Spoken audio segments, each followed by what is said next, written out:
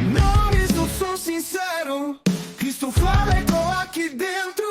Resenha viva sem mistério.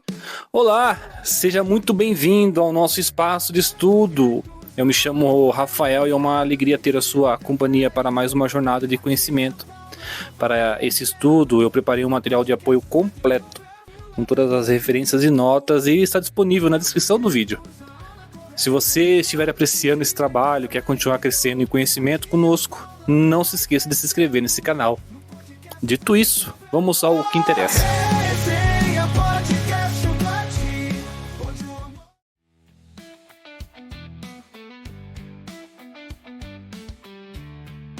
Olá, bem-vindos à nossa conversa de hoje. Temos aqui um material bem denso, sabe? Um estudo sobre um assunto sério, a responsabilidade de quem prega, de quem proclama a verdade bíblica. Isso aí. Essa é a nossa primeira parte. Vamos focar hoje em quem é essa pessoa que prega, como ela se prepara e qual é o coração da mensagem, né? Tudo baseado nesse material que a gente está analisando. Exatamente. A proposta é a gente mergulhar fundo nos fundamentos que esse estudo levanta. O que define mesmo um pregador, segundo as escrituras que o texto usa, Certo. como é que deve ser esse preparo e, o que é crucial, qual o centro da mensagem que não pode faltar de jeito nenhum. Perfeito. Então vamos lá.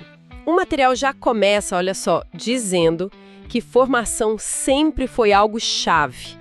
Fala da escola dos profetas lá no Antigo Testamento, da própria dinâmica de Jesus com os discípulos, que seria a escola de Cristo, Sim, e até um exemplo talvez menos falado com Paulo, a escola de Tirano.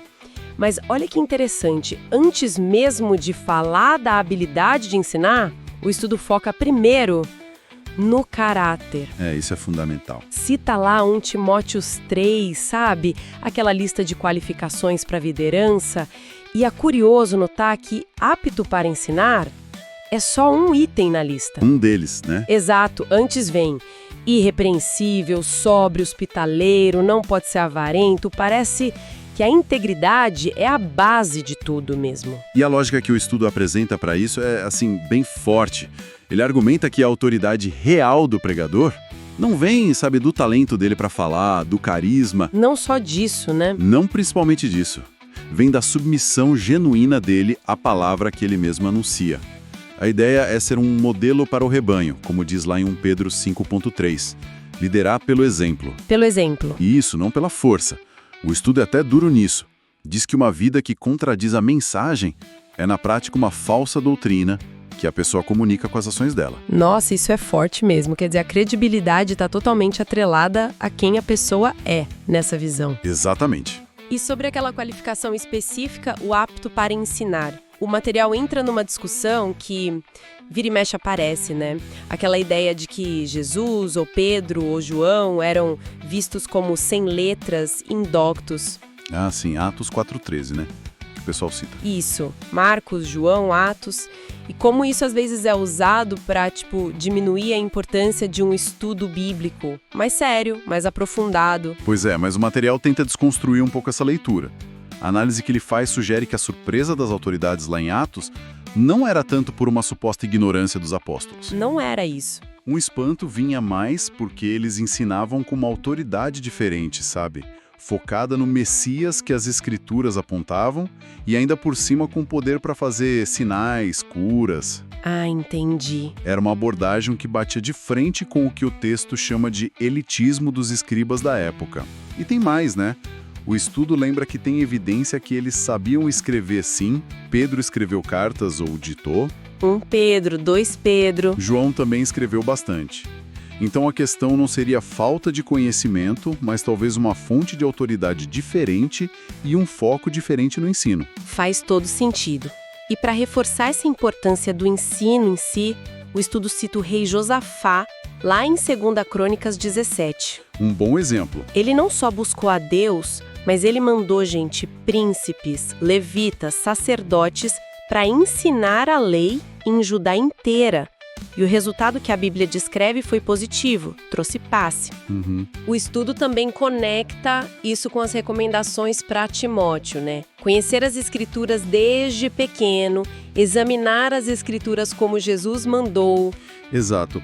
E essa responsabilidade de ensinar, ela cai de um jeito especial sobre os presbíteros, os líderes espirituais da comunidade. Certo. Eles são instruídos a manejar bem a palavra da verdade, como diz 2 Timóteo 2,15, e a persistir nisso, no ensino. 1 Timóteo 4 fala disso. E tem uma questão teológica aí que o material menciona, né? Sim, um debate. Alguns dizem que essas ordens são só para os líderes.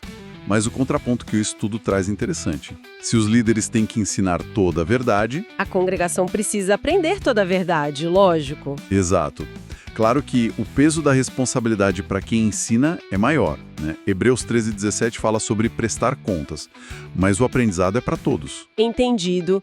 E como era essa formação na prática? O estudo detalha uns modelos históricos. O primeiro é a tal da Escola dos Profetas. Essa é fascinante. Uma instituição lá do Antigo Testamento, o estudo atribui a origem a Samuel e diz que foi expandida por Elias e Eliseu. Tinha centros de formação em vários lugares, Ramá, Gibeá, Gilgal, Betel, Jericó. Uma rede, então. Quase isso. Era bem comunitário.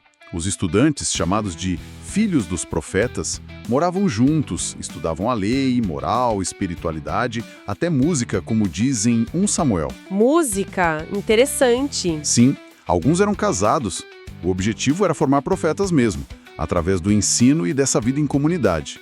Não era algo solto, tinha uma estrutura. Bem organizado, então. E o segundo modelo? A Escola de Cristo. Bom, aí o estudo lembra que Jesus era um mestre judeu. Ele ensinava de várias formas, né? Usava parábolas para a multidão. Sim, como em Marcos 4.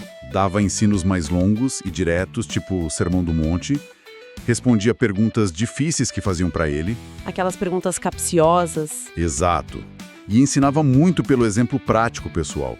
Quando ensinou o Pai Nosso ou quando lavou os pés dos discípulos para ensinar humildade. Os 3 anos do ministério são vistos como uma formação intensiva para eles. Um discipulado bem próximo. Muito próximo. E o terceiro modelo, que talvez a gente conheça menos, é a Escola de Tirano, lá em Éfeso, Atos 19. Paulo em Éfeso, certo? Isso. Paulo enfrentou resistência na sinagoga, mas ele não parou. Levou os discípulos para esse lugar, uma escola ou salão alugado, e ficou lá ensinando todo dia por 2 anos. 2 anos? Direto? Direto. O foco era formar líderes. E o impacto, segundo a Bíblia e a análise do estudo, foi enorme. Diz que a palavra se espalhou por toda a província da Ásia Menor. Nossa! Nomes como Epáfras, Tíquico, Trófimo podem ter sido fruto desse trabalho focado no ensino. Éfeso virou um centro muito importante e foi onde Paulo mais investiu tempo ensinando de forma contínua. Esses modelos mostram como a formação era levada a sério, né? Mas ok, falamos de quem prega, como se prepara, o estudo então avança para o conteúdo. O que deve ser pregado? A instrução central que o material destaca é bem direta. Pregue a palavra. Ponto. Sem rodeios. Sem rodeios. E para ilustrar isso de forma forte, usa aquela cena de Esdras em Neemias 8. Ah, essa é marcante. Muito. Esdras lendo a lei para o povo na praça, da manhã até o meio-dia. E o texto descreve a reação. O povo super atento, os levitas ajudando a explicar. E o povo se emocionando e entendendo. Exatamente. Isso é ligado direto à ordem de Paulo para Timóteo, lá em 2 Timóteo 4. Pregue a palavra, insta, quer seja oportuno, quer não, com toda longanimidade e doutrina. A prioridade é total. E qual deve ser o foco principal dessa palavra? A análise do estudo bate muito na tecla de que a mensagem tem que ser cristocêntrica. Paulo, em 1 Coríntios 2, fala que decidiu não saber nada entre os coríntios a não ser Jesus Cristo, e este crucificado. O centro é Cristo. O centro é Cristo. E a necessidade da pregação vem daquela lógica de Romanos 10, né? Como vão crer se não ouvirem? Como vão ouvir se não tiver quem pregue? É uma corrente que não pode ser quebrada. Faz sentido. E aí o estudo usa uma metáfora muito boa para o pregador. A de um dispenseiro. Um administrador, né? Isso. Como em Tito 1 Coríntios 4, 1 Pedro 4. Um despenseiro, um mordomo, ele cuida dos bens de outra pessoa. Ele não é o dono. Ele só gerencia. Ele gerencia com fidelidade o que foi confiado a ele. No caso do pregador, ele administra a despensa de Deus. que é a sua palavra revelada. A tarefa é servir o que está ali, sem tirar nem pôr, sem adicionar opinião própria como se fosse palavra de Deus e sem esconder as partes difíceis. E essa imagem do dispenseiro volta naquela questão do caráter que a gente falou no começo, não volta? Com certeza. Um administrador fiel, ele não serve o que ele acha melhor. Ele serve o que o dono mandou. A integridade é essencial para não distorcer a mensagem. Fidelidade ao dono e ao conteúdo. Exato, fidelidade total. E aqui o negócio fica muito interessante. O texto defende com bastante força a chamada pregação expositiva. Ah, sim. Aquela que pega um trecho da Bíblia, tenta entender o que significava lá no contexto original, histórico, cultural, tudo mais, e só depois aplica para os dias de hoje. Por que essa ênfase toda na exposição? O argumento do estudo é que a pregação expositiva funciona como uma proteção, sabe? Uma disciplina que protege em vários níveis. Protege como? Primeiro, protege o próprio pregador, porque ele é forçado a se submeter ao texto. Ele tem que lidar com a mensagem da Escritura como ela é, não pode só ficar pensando o versículo para confirmar o que ele já pensa. Entendi. Força LA, pregar tudo. Exato, pregar todo o conselho de Deus, não só as partes favoritas.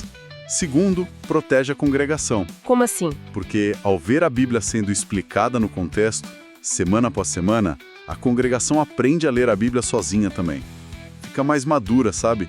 Menos vulnerável a qualquer vento de doutrina estranha, a modismos. Tipo os bereanos, né? Que conferiam tudo. Exatamente como os bereanos. E terceiro, cumpre aquele mandato de 2 Timóteo 3, que diz que toda a Escritura é útil. Pregar expositivamente, livro a livro ou sessão por sessão, meio que garante que a igreja vai ser alimentada com tudo que Deus revelou ao longo do tempo. Entendi. Então não é só uma técnica de sermão, é uma abordagem com consequências bem profundas para a saúde da igreja. Sem dúvida. E a ideia de pregar pelo Espírito Santo, como o estudo lida com isso? Especialmente para diferenciar do que às vezes a gente vê por aí como profetada sem muito fundamento. O estudo tenta achar um equilíbrio aí. Cita para não apagar o Espírito, cita para pregar com demonstração do Espírito de poder, mas a interpretação que ele dá é que isso significa fundamentalmente pregar as Escrituras com a ajuda do Espírito Santo. A ajuda do Espírito. Seria o Espírito quem ilumina a mente para entender o texto, como Jesus fez com os discípulos lá em Lucas 24. Seria o Espírito quem traz à memória o que Jesus ensinou, como em João 14. Ah, ok. O Espírito não traria uma nova revelação para competir com a Bíblia, mas ele capacitaria a proclamação fiel da palavra que já foi revelada. O estudo até usa Hebreus 1, que diz que a palavra final de Deus veio por Jesus, e Apocalipse 19, que fala que o testemunho de Jesus é o espírito de profecia. Então, nessa visão, o Espírito não substitui a palavra, ele ativa a palavra na pregação e na nossa compreensão. Exatamente essa é a ideia. Ele vivifica a palavra. E quanto a pregar mistérios, essa palavra às vezes soa meio secreta, né? Coisa para poucos. Pois é, e o texto faz questão de desmistificar isso. No contexto bíblico, especialmente no Novo Testamento, mistério não é algo que não dá para entender, algo esotérico, Não. mas que agora foi revelada em Cristo e no Evangelho. Colossenses 1,26 é super claro nisso. O mistério que esteve oculto, mas que agora foi manifesto aos seus santos. Ah, Então é algo revelado. Revelado. Então a tarefa do pregador, como aquele dispenseiro fiel, não é esconder o mistério, é proclamar, explicar essas verdades que agora estão claras para todo mundo entender. nossa, isso muda totalmente a perspectiva. O pregador como alguém que revela, não que complica. Bom, pra gente ir amarrando essa parte do conteúdo, o estudo resume o papel do pregador como um guardião da palavra em mensageiro da vida eterna. Exatamente. Um guardião fiel que maneja bem a palavra, que se dedica a estudar e ensinar e que vive de forma exemplar. Os exemplos que a gente já viu. Isso. E o tesouro que ele guarda e anuncia é essa mensagem da vida eterna. E como o estudo define essa vida eterna? É só viver para sempre depois de que morrer? Não só isso. O estudo vai lá em João 17,3, onde o próprio Jesus define: e a vida eterna é esta, que te conheçam a ti, o único Deus verdadeiro, e a Jesus Cristo a quem enviaste. Ah, é relacionamento. É relacionamento. Conhecer a Deus e a Jesus é uma qualidade de vida que começa agora, nesse conhecimento, nesse relacionamento pessoal com Deus através de Cristo. Entendi. E por isso a proclamação é tão essencial, para que as pessoas ouçam, creiam e entrem nessa vida, nesse relacionamento. Por isso é tão importante não seguir doutrina de homem, mas ficar firme na Escritura. E lembrar que é graça, né? Fundamental. É um presente da graça, não é por mérito. E os líderes, os presbíteros, têm essa função de alimentar o rebanho com essa mensagem de vida. Uau! Quanta coisa importante só nessa primeira parte, hein? Deixa eu tentar recapitular o que a gente viu até aqui. Vamos lá. A análise desse material que a gente está usando conecta de um jeito muito forte o caráter da pessoa que prega com a mensagem que ela entrega. A integridade é fundamental. Isso. Vimos também a importância que a Bíblia e a história dão para uma preparação séria, contínua, com aqueles exemplos das escolas de profetas, de Cristo, de Tirano. A seriedade do preparo. E aí a gente mergulhou no dever de pregar a palavra de Deus com fidelidade total, de preferência de forma expositiva, buscando a ajuda do Espírito Santo para explicar as Escrituras. Explicar, não inventar. Exato.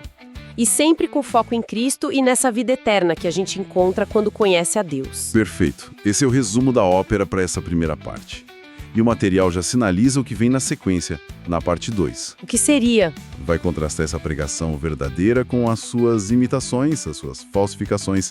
Deve falar mais sobre falsos profetas, sobre essas profetadas sem base bíblica. Assunto delicado. E também da responsabilidade da comunidade e da igreja de ouvir com discernimento, de avaliar o que está sendo ensinado. O que já deixa a gente com uma pergunta no ar, né? Para pensar. Qual seria? Se tem tanta responsabilidade assim sobre quem ensina, na integridade, no preparo, na fidelidade ao texto, qual que é a responsabilidade de quem ouve?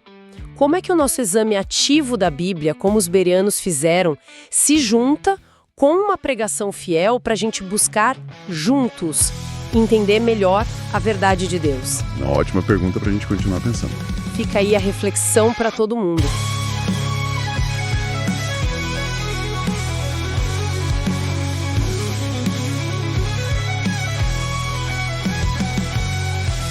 E assim chegamos ao final do nosso estudo. Eu espero imensamente que tenha sido edificante, tenha trazido novas perspectivas para você.